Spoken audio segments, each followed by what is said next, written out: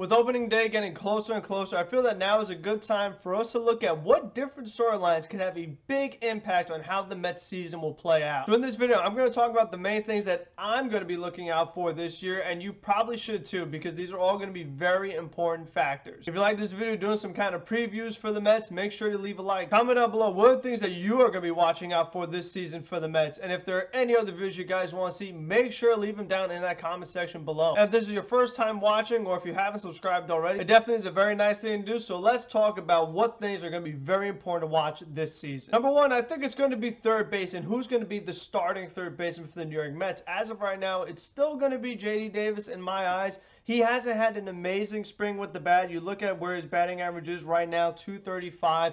But the on-base percentage is still 422, and that's pretty good. You know, J.D. Davis has been drawing walks, but he hasn't really been hitting as much as I hoped, like the way he was in 2019. And we know that his defense is a bit inconsistent. We'll see him make some nice plays at third, but then he also has errors. And the reason why J.D. Davis has to play so well is that because he has a very capable backup in Luis Guillorme, who has not been amazing with the bat either. You look at his average at 269, and Luis Guillorme, he even had a couple errors at third base the other day against the Cardinals, so he's a better defender than JD, but he's not necessarily perfect. Either way, it's going to be very interesting to see, how will the Mets balance going offense versus defense? Will they put Luis Guillorme late in games defensively? I just think that the way Luis Rojas manages these two guys, because they're two guys that need full-time playing time, because somebody like JD Davis, he did not excel in 2019 until he was playing every single day once Dom Smith got hurt. Luis Guillorme was playing very well in 2020, but once Todd Frazier came aboard, all of a sudden Guillorme wasn't playing. His average went lower and lower and lower. So these are guys that need to play a lot to get the most out of them. And the reason why the defense at third base is important, because the defense in general is going to be another thing that we have got to really keep an eye out for this season. We know that there's not going to be a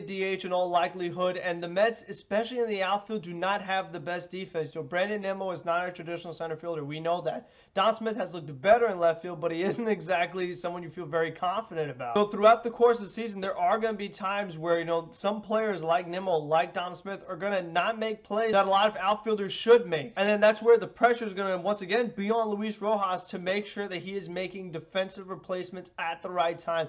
Don't do it too early where you have to have guys like Albert Almora get big time at-bats in the bottom of the ninth inning. So you have to make sure that if you are going to do defense substitutions, you do double switches, you do things at the right time just to get the most out of your players. That is what a manager has got to do. And once again, it's going to be on Luis Rojas with the bullpen, because a lot of you guys, and myself included, are not in love with this New York Mets bullpen. Edwin Diaz has been very good in spring training. So has Miguel Castro. I like what I see from Aaron Loop. Trevor May's looking a little better.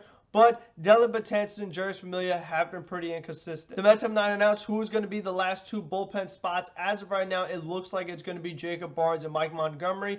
And while both of them have had good spring trainings, I don't expect them to be lights out during the course of the year. It's going to be up to Rojas to really get the most out of these guys. Put them in the right matchups. Put Jacob Barnes against hitters that he could excel. Put Mike Montgomery in situations where he can succeed. That's also going to be on Luis Rojas. Just in general, this is going to be an extremely important season for Luis Rojas, because now that he is managing without the DH, he has to manage differently. He has to have the right feel of knowing when to let pitchers go longer or when to take them out early. You have runners at second and first with one out. Your pitcher is coming to the plate.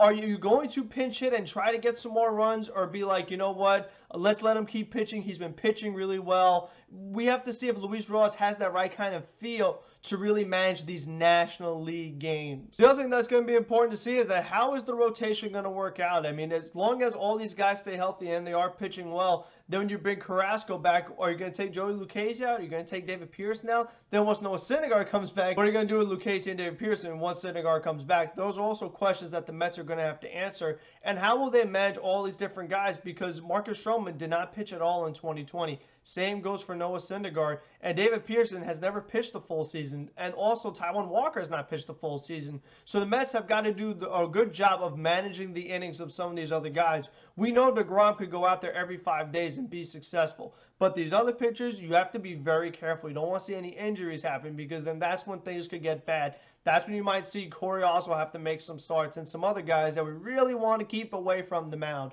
So again, just managing these players, the workload, putting them in the right situations. That's what it's all going to be about. We know this lineup could do very well. There is talent on this team. There's a team you could easily see making the playoffs, but if things go wrong and Luis Rojas does not do a good job and there are injuries, this team could miss the playoffs. They're going to be in an extremely tough division. Every game is going to be very close, so it's going to be the little things that are really going to separate you because you have a good lineup.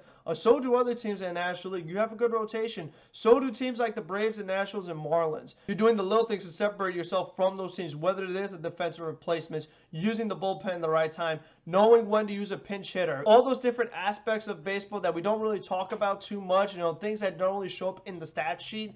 That's what's going to decide the Mets' fate ultimately. But the regular season is getting really close. I'm excited to see what happens and make videos for you guys so we could all talk about how things are going for the Mets. So again, let me know what videos you want to see. And until the next one, be safe, be smart, be healthy. Let's go Mets. Be a good manager, Luis Rojas.